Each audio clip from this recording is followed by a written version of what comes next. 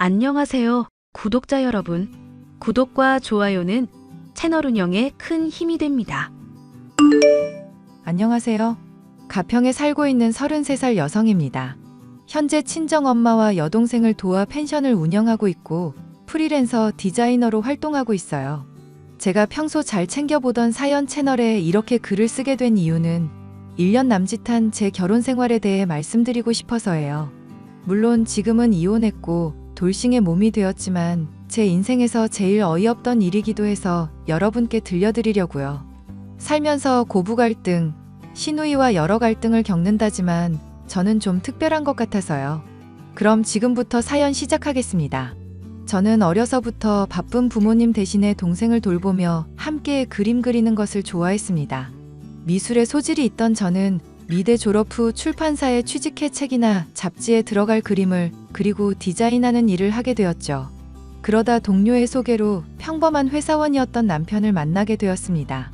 동료가 한 번만 만나보라며 하도 성화를 부리는 바람에 한두 번 만나서 커피나 마셔야겠다는 생각으로 만났지만 만날수록 다정다감한 모습에 반해 결국 2년이라는 긴 연애 끝에 결혼을 하게 되었답니다.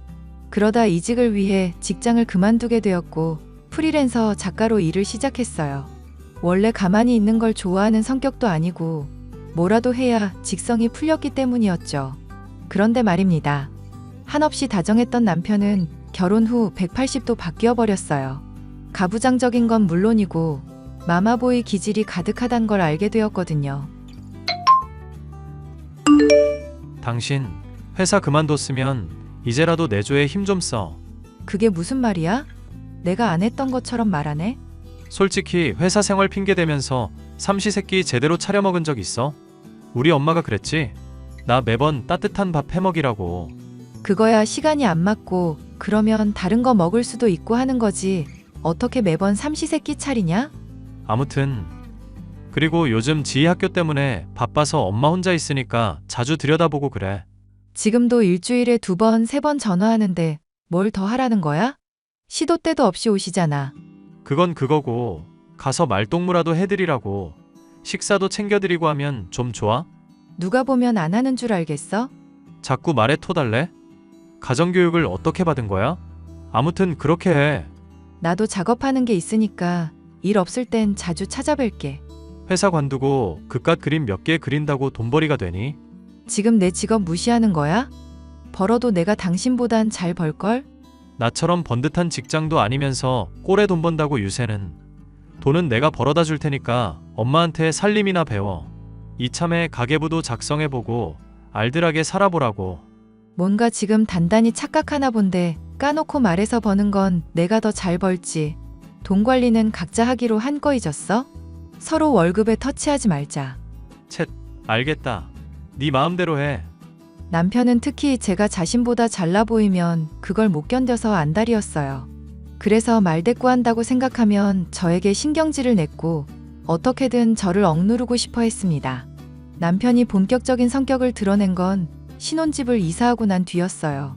처음에는 남편이 살던 오피스텔 계약 기간이 4달 정도 남아서 신혼집 입주와 겹치는 기간이라 남편 집에서 살다가 입주했거든요. 그런데 여기서 중요한 건 신혼집은 친정에서 결혼 선물로 제 명의로 마련해준 집이라는 겁니다. 솔직히 시댁이나 남편은 집을 마련할 돈이 없었고 도와줄 여유도 없었어요. 오피스텔도 반전세식으로 어렵게 구해서 살고 있던 거였고 매번 언제 내 집 가져보나 하는 말을 입에 달고 살았습니다. 그래서 이때다 싶었는지 넓은 집으로 이사도 오고 무슨 생각인지 검은 속내도 조금씩 드러나더라고요. 남편이 진작에 시어머니에게 비번도 알려주고 카드키까지 챙겨줬더군요. 시댁도 거리가 1시간이 넘는 거리인데 설마 먼 거리를 자주 오겠나 싶었는데 예상을 뒤엎고 매일 오다시피 하셨어요. 재택근무를 하는데 예고도 없이 시어머니가 신혼집에 찾아와서 지나가다 들렸다며 밥을 차리라던가 커피 한 잔 내오라던가 하는 기막힌 일은 물론이었고요. 샤워를 하고 있거나 잠시 낮잠을 자고 있을 때에도 방문하신 덕에 제 집인데도 불편하게 느껴졌답니다. 얘, 어쩜 집은 넓은데 살림살이가 없어서 그런지 좀 휑해 보인다? 좀 그렇죠? 살면서 채워나가려고요. 지금 각자 일하는 것도 바빠서 살면서 필요한 게 있으면 그때그때 사려고 합니다. 그러냐? 그런데 웬 청소기가 3대나 있어? 요즘 로봇 청소기가 유행이라던데 너도 유행 따라가냐? 이거 다 우리 아들 돈으로 산 거지? 에이, 아니에요. 어머니 로봇 청소기가 좋긴 좋더라고요. 이건 일반 청소용이고 이건 물걸레 전용이고요. 우리 아들 집에서 아주 여왕놀이 하면서 잘도 살고 있구나. 돈 잘 버는 남편이 턱하니 돈 보태줘서 집도 사고 너 복 받은 거야. 그러니까 우리 아들한테 잘해라. 그게 무슨 소리세요, 어머니? 말이 그렇다는 거다. 집 사면서 남자가 더 보탰겠지. 젊어서 고생한다지만 등골을 아주 빼먹으려고 하는구먼. 눈 감아주는 것도 다 아들 봐서 참는 거니까 너 나한테도 효도해야 한다. 어머니, 뭔가 오해하시는 것 같은데요. 이거 제가 쓰던 것도 있고 선물 받은 것도 있고 그 이 돈으로 산 거 없어요. 아, 어쨌든 살림집에 청소기가 3대씩이나 필요해? 아까 말씀드렸듯이 각자 기능이 있고 청소 꼼꼼하게 하려고 3대 사둔 거예요. 3대는 다 필요 없지 않냐? 나 이거 하나만 다오. 아, 제가 다음 달에 새 거 하나 사드릴게요. 제가 쓰던 거 쓰시는 것보단 낫죠. 그나저나 여기가 옷방이니 뭔 옷이 이렇게 많아? 너 명품 사재기 하니? 그 요즘 애들 말로 된장녀인지 뭔지 그거야? 아니요. 어머니, 여유가 되니까 사는 거고 선물 들어오는 것도 있어요. 저 그렇게 사치 부리는 여자 아니에요. 참나, 너 네 시누이한테도 잘 보여라. 빌려달라 그러면 좀 주고, 알겠냐? 생각 좀 해볼게요. 시도 때도 없이 시어머니 들이닥치지. 작업은 작업대로 해야 하지. 여간 피곤한 게 아니었죠. 얼마 뒤 여동생이 종강했다며 집에 놀러 왔습니다. 마침 남편도 출장 기간이고 오랜만에 일도 일찍 끝내서 여유로웠는데 함께 시간을 보내기로 했죠. 저녁으로 오랜만에 배달 음식 시켜 먹으며 영화도 보고 대화를 나누고 있는데 누군가 현관문 비밀번호를 누르는 소리가 나는 겁니다. 비밀번호가 자꾸 틀리자 비밀번호를 치던 사람은 소리치면서 문을 두들기기 시작하더라고요. 알고 보니 시누이였고 잔뜩 짜증이 난 상태로 문을 열자마자 절 밀치고는 집 안으로 들이닥치는 게 아니겠어요? 어쩐 일이냐는 말을 할 새도 없이 바로 안방 드레스룸으로 가서 제 옷과 가방, 신발을 마음대로 뒤지기 시작했습니다. 시누이의 행동을 보던 여동생이 참다 못해 말을 걸었죠. 이봐요. 말도 없이 찾아와서 이게 뭐 하는 행동이에요? 그쪽이 뭔데 신경 써요? 엄마가 언니 거 마음대로 쓰라던데? 명품 많다고 가서 고르라고 했다고요. 네? 아가씨 언제요? 지금 이러는 거 좀 무리한 거예요. 필요한 게 있으면 미리 연락을 했어야죠. 그래서 지금 나 쫓아내기라도 한다는 거예요? 나 중요한 소개팅 있거든요. 옷이랑 가방 좀 빌릴게요. 제일 비싼 게 뭐예요? 디오르? 아가씨 멈춰주세요. 어머니 혼자 그렇게 생각하신 거고 저는 대답한 적도 없거든요. 빌려줄 생각도 없다고요. 에이, 그럼 뭐 어쩌라는 거야? 에이, 이보세요. 말 다 했어요? 언니가 그런 적 없다잖아. 뭘 믿고 이렇게 막무가내야? 기본적인 예의라는 게 있어요. 그것도 몰라요? 예의는 네가 차려야지. 나 시누이 되는 사람이야. 너네 언니 시집살이 당하게 해줘? 뭐? 너 말 다 했냐? 언니, 그냥 경찰에 신고해버려. 일단 진정 좀 하고 아가씨 다시 한번 말하지만 난 그런 거 허락한 적 없어요.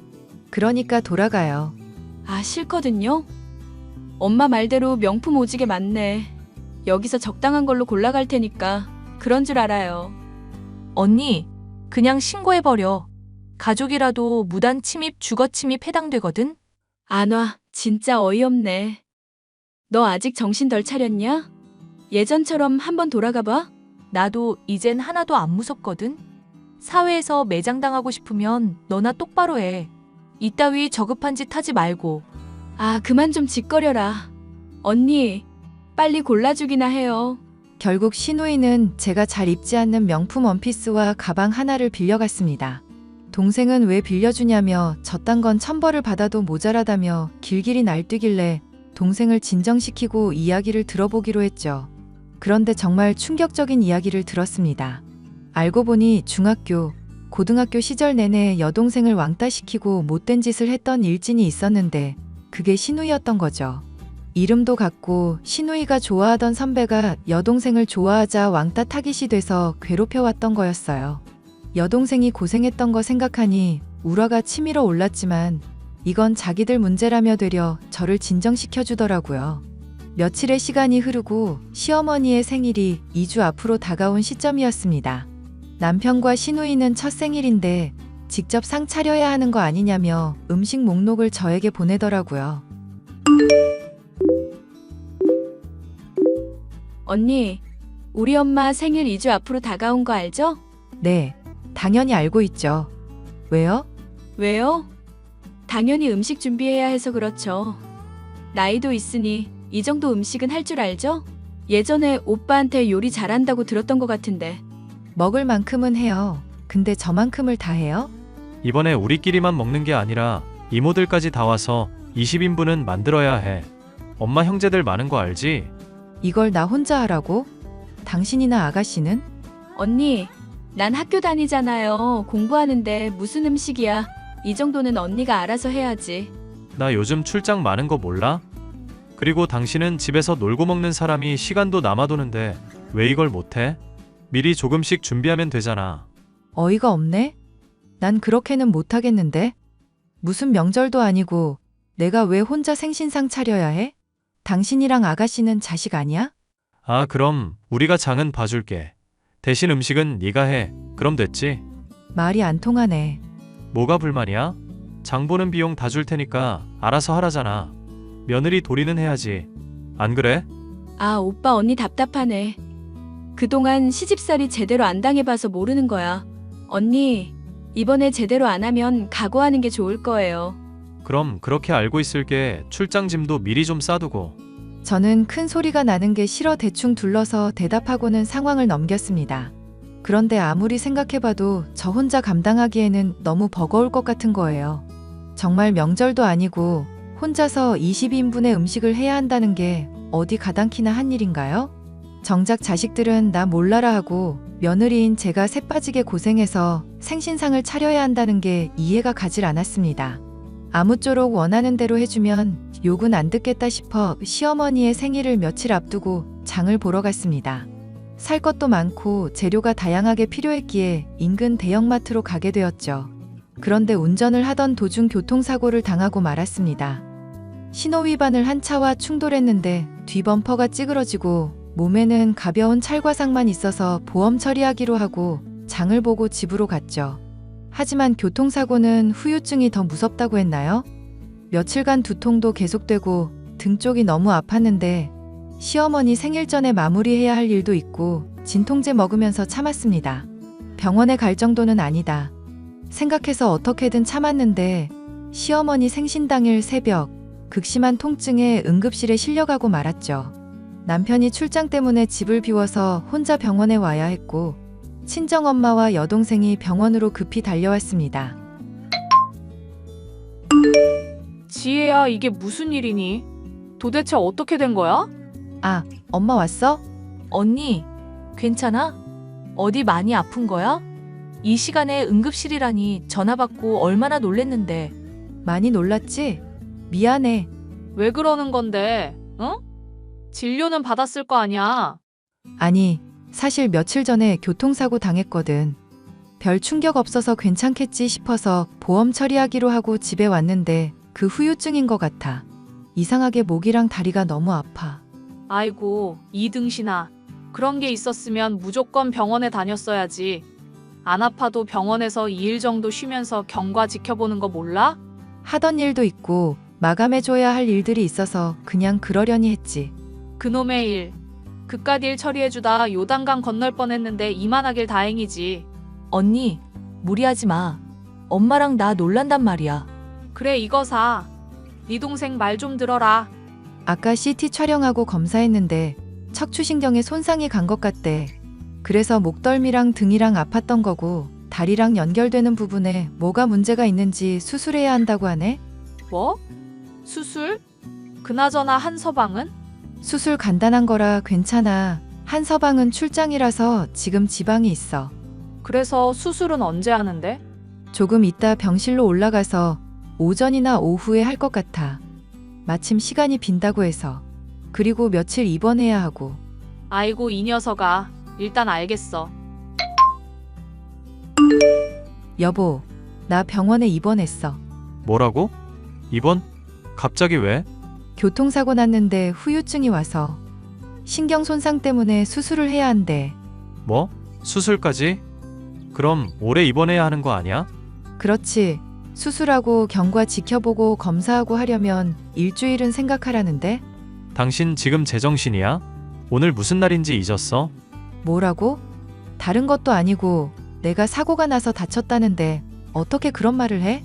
아니, 엄마 생일이라고 그렇게 말을 했잖아. 출장 끝내고 식사 시간 맞춰서 집에 가려고 했는데 뭐 하는 짓이야? 당신 지금 말 다 했어? 아무리 어머니가 중요하다 해도 사람이 다쳐서 입원했다는데 걱정이라도 해줘야 하는 거 아니야? 내가 뭐 감기 이런 것도 아니고 수술까지 하는데 와이프 걱정은 안 되냐고. 야, 네가 그러고도 며느리야? 어떻게 우리 엄마 생일에 입원을 하냐? 음식은 누가 다 하라고. 잔뜩 기대하고 있을 텐데. 와, 진짜 너무하네. 원래 이런 사람이었어? 진짜 인성 쓰레기다. 다리가 부러졌어도 목발 짚고 상 차려야지. 지금 당장 뛰어와. 입원은 무슨 입원이야? 뭐? 지금 이 몸으로 음식을 하라고? 당신 정말 미쳤구나. 지금 이렇게 신경질 내는 거 보면 너 멀쩡한 거 맞아. 그러니 지금 당장 튀어와. 아니면 장모님이나 처제라도 보내던가. 우리 엄마 생일 이렇게 보낼 거냐? 응, 꺼져.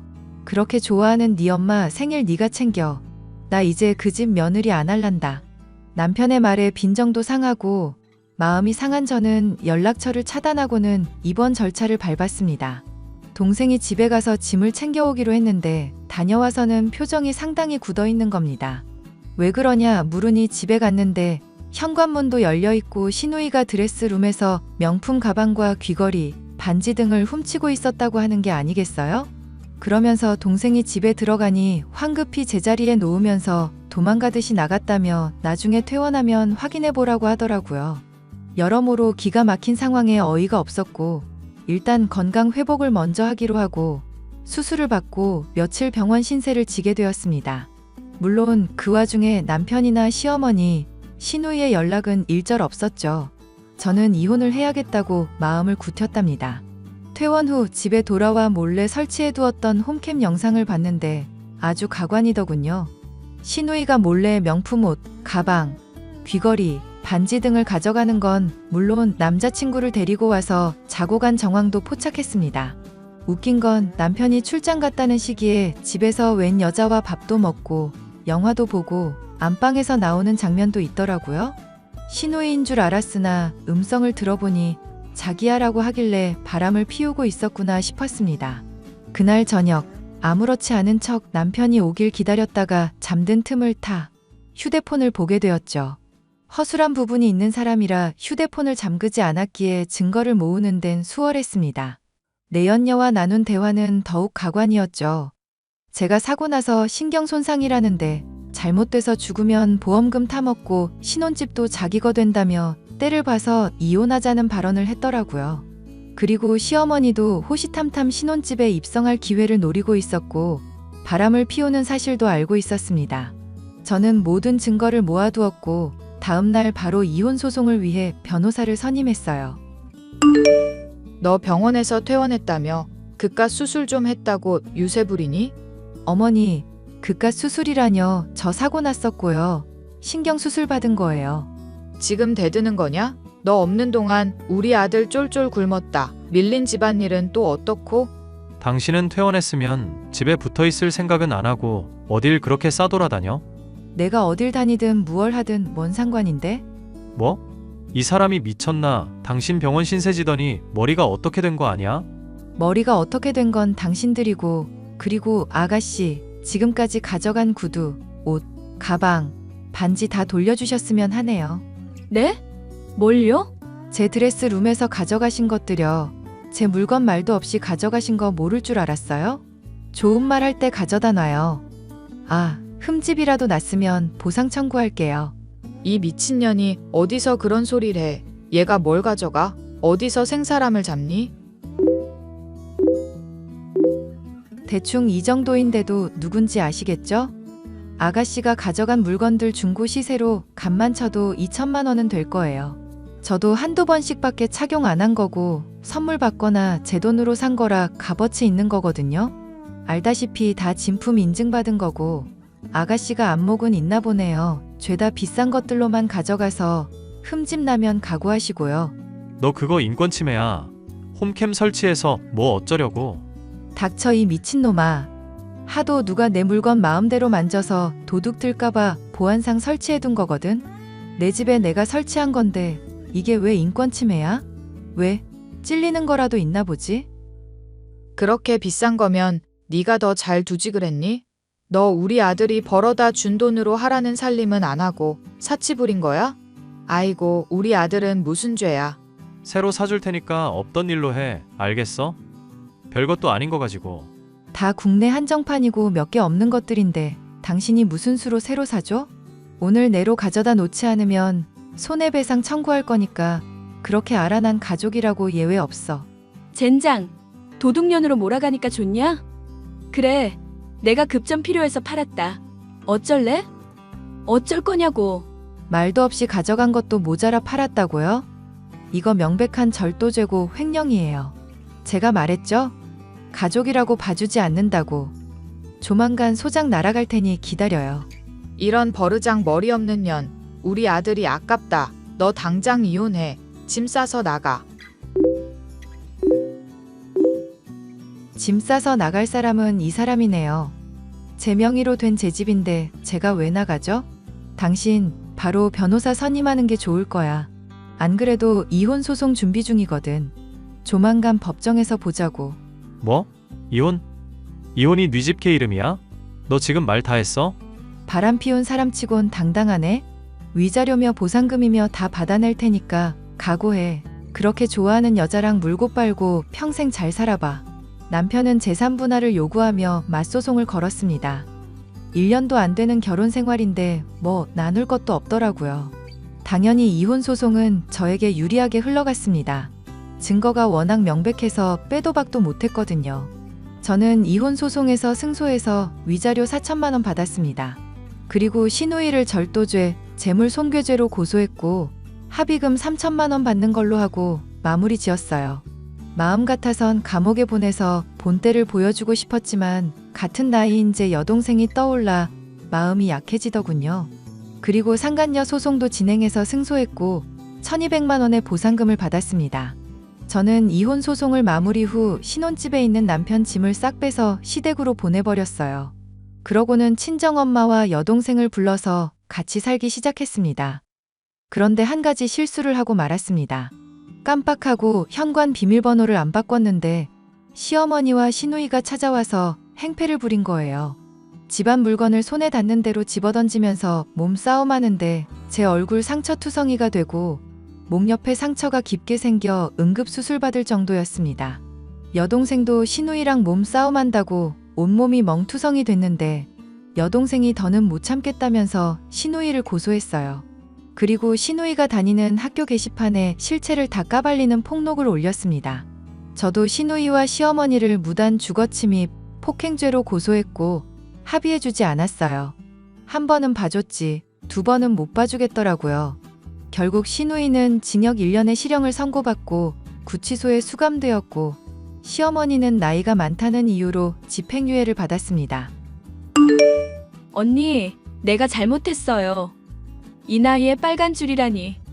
제발 한 번만 봐줘요. 그러게 내가 뭘 했어요? 나이 어리다고 깝죽거리지 말랬죠? 적당히 눈치 보고 기었어야지. 그렇게 기고만장할 땐 언제고 이제 와서 언니 하면서 살갑게 구네? 제발 탄원서라도 써줘요.